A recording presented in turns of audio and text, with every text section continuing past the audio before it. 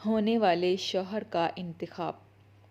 جب میں Paris airport سے شہر کی طرف روانہ ہو رہا تھا تو یہاں بسنے والے مسلمانوں کے بارے میں سوچ رہا تھا کہ اب اس دارِ کفر میں مسلمانوں کی خاصی بڑی تعداد موجود ہے۔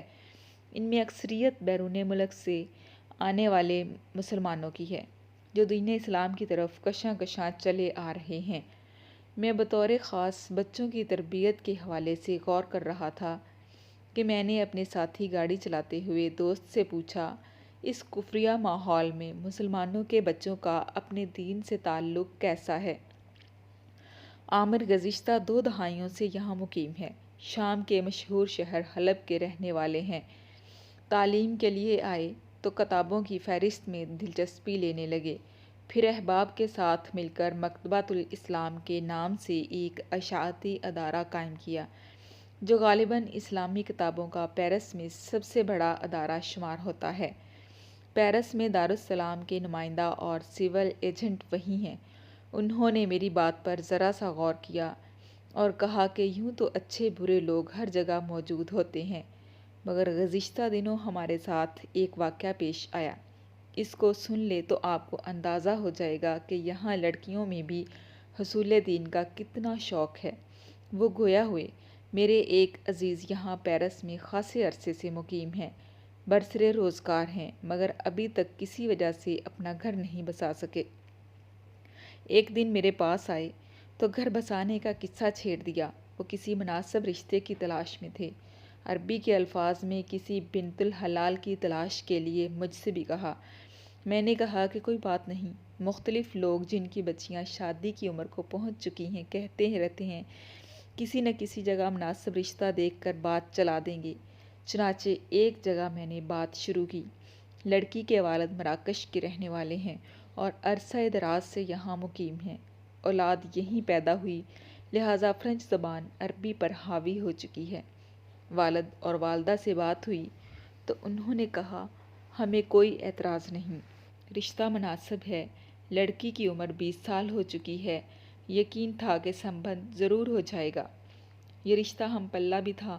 چنانچہ وہ دن بھی آیا کہ فریقین نے اس بات پر اتفاق کیا کہ لڑکا لڑکی کو دیکھ لیں اور دونوں آپس میں گفتگو بھی کر لیں تاکہ بات ہو سکے۔ اتفاق سے بات کے لیے ملاقات کے لیے ریلوے اسٹیشن کا انتخاب ہوا۔ لڑکا اور لڑکی کی والدہ، والد، میری اہلیہ اور میں ان کو دور سے دیکھ رہے تھے کہ دفعتاً لڑکی نے اپنے پرس سے کچھ اوراق نکالے اور لڑکے کے سامنے رکھ دیے۔ مجھے بڑا تعجب ہوا۔ یہ کیا معاملہ ہے؟ میں نے لڑکی کی والدہ سے پوچھا، یہ کیا ہے؟ تو وہ کہنے لگی کہ دراصل اس کی بیٹی نے اپنی ہونے والے شوہر سے اس کی نجی زندگی کے بارے میں معلوم کرنے کے لیے ایک سوال نامہ مرتب کیا ہے۔ اس کے جوابات کی روشنی میں وہ اسے اپنا شریک حیات بنانے کے بارے میں کوئی فیصلہ کرے گی، مگر زیادہ تر فرانسیسی زبان استعمال کی گئی تھی۔ میرا دوست اس زبان سے زیادہ واقف نہیں تھا۔ اس نے دور سے مجھے اشارہ کر کے اپنے پاس بلایا تھا کہ میں ان سوالات کا جواب لکھنے میں ان کی مدد کر سکوں۔ وہ سوالات 3 صفحات پر مشتمل تھے۔ پہلے صفحہ پر اس کی ذاتی زندگی کے بارے میں سوالات تھے، مثلاً نام، والدیت، ایڈریس، وزن، ہائٹ، کاروبار، نوکری، گھر اپنا ہے یا پرایا، آپ کتنے گھنٹے ڈیوٹی دیتے ہیں اور کتنی تنخواہ لیتے ہیں، وغیرہ۔ یہ عام سوالات تھے جن کا جواب میرے دوست نے لکھ لیا تھا، مگر اصلی سوالات کا حل اگلے 2 صفحات میں تھا کہ آپ کا اسلام سے اور مذہب سے کس حد تک تعلق ہے، 5 نماز ادا کرتے ہیں یا نہیں، اسلام کی راہ میں کتنا وقت صرف کرتے ہیں، قرآن پاک کا کتنا حصہ زبانی یاد کر چکے ہیں، کتنی احادیث آپ کو یاد ہیں، حقوق زوجین کے بارے میں 1 صفحہ لکھیں، سیرت کی کون سی کتاب آپ کے زیر مطالعہ ہے، آپ نے کسی حلقہ درس میں بھی شرکت کی ہے، اگر کوئی ہے تو کون سا عالم دین تھا اور آپ نے اس سے کون سی کتاب پڑھی ہے۔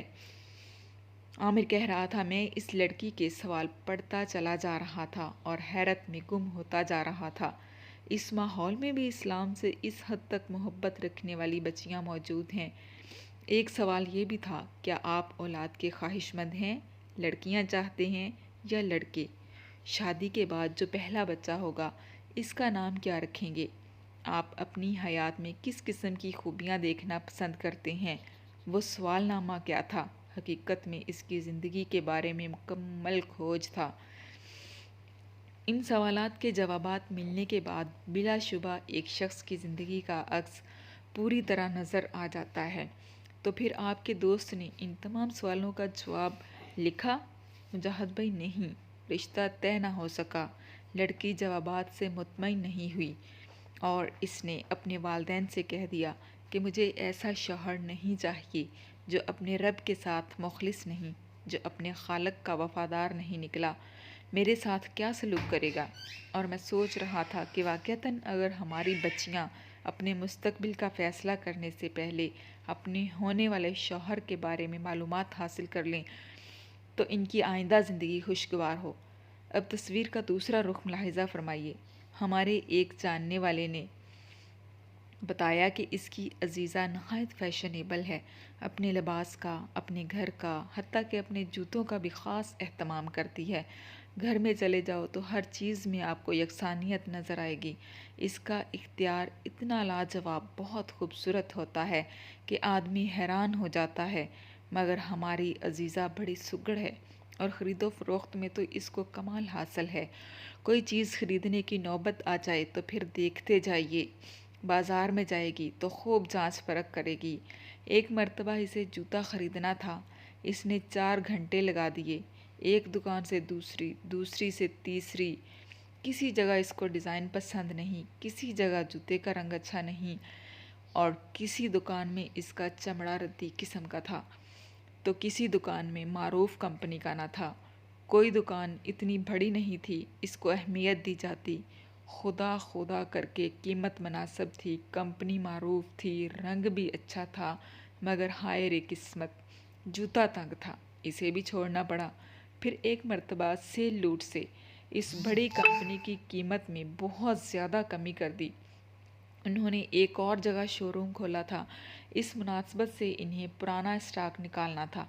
اب تو اس عزیزہ نے اپنی شوق کی خاطر تمام سہیلیوں کو فون پر فون کرنا شروع کر دیے، چلو مل کر چلتی ہیں، جوتا خریدنا ہو تو ایسا چمڑا اصلی ہو، مصنوعی نہ ہو، یہ بھی دیکھنا کہ جوتا اگر بھیگ جائے تو پانی اس پر اثر نہ کرے، وغیرہ وغیرہ۔ تو صاحب پوری جدوجہد اور کوشش کے باوجود مطلوبہ چیز نہیں ملی، ساری تگودو خاک میں مل گئی۔ پھر یہ خیال آیا، اس کا بڑا بھائی اکثر یورپ جاتا رہتا ہے، اس نے سوچا کہ کیوں نہ اسے ماپ دے دیا جائے۔ اپنے بھائی سے پوچھا، بھائی آپ یورپ کب جا رہے ہیں؟ جواب ملا، 10 دن کے بعد۔ مگر کام کیا ہے ایسا؟ یورپ سے میرے لیے خوبصورت جوتا خرید لائیں گے؟ بھائی نے کہا، ارے بھائی یہ بھی کوئی بات ہے، تم ایسا کرو، جیسے شوز درکار ہیں اس کی تفصیل کاغذ پر لکھ دو، تمہاری خواہش کے مطابق شوز لے آؤں گا۔ ابھی سے لکھنا شروع کیا کہ جوتے کا رنگ اس قسم کا، اس کا ماڈل، مشہور زمانہ، کمپنیاں وغیرہ وغیرہ۔ ایک لمبا سا سوال نامہ بھائی کے ہاتھ میں تھما دیا گیا۔ بھیا کو سفر پر رخصت کرتے وقت دوبارہ تاکید کی کہ مجھے خراما خراما چلنا ہے، میرے شوز نہ بھول جانا۔ بھائی واپس آیا، افسوس ہے کہ تمہاری مراد پوری نہ کر سکا، جو صفات تم چاہتی تھیں اس کے حامل شوز نہ مل سکے، آئی ایم سوری۔ میں نے سوچنا شروع کیا کہ ان جیسی خواتین اپنے کپڑوں اور شوز کے اختیار میں اتنی تگودو اور کوشش، مگر کیا ہماری خواتین اور ان کے والدین نے کبھی شوہر کے اختیار میں بھی اتنی کوشش کی؟ جوتے پہن کر تو خراما خراما اس دنیا میں چلنا ہے، لیکن اگر شوہر اچھے ملے تو جنت میں داخلے کے لیے پروانہ بن جاتا ہے۔ اور کپڑے کے انتخاب کے لیے اتنا لمبا سوال نامہ، لیکن مناسب رفیقہ حیات کے انتخاب کے لیے ایک سوال بھی نہیں۔ ایک خاتون نے میری اہلیہ سے کہا، میرا شوہر میرا کام نہیں کرتا اور گالیاں بکتا ہے۔ اہلیہ نے اس سے پوچھا، یہ نماز پڑھتا ہے؟ اس نے کہا، نہیں۔ اور اس کی محفل کیسی تھی؟ جواب ملا کہ مناسب نہ تھی۔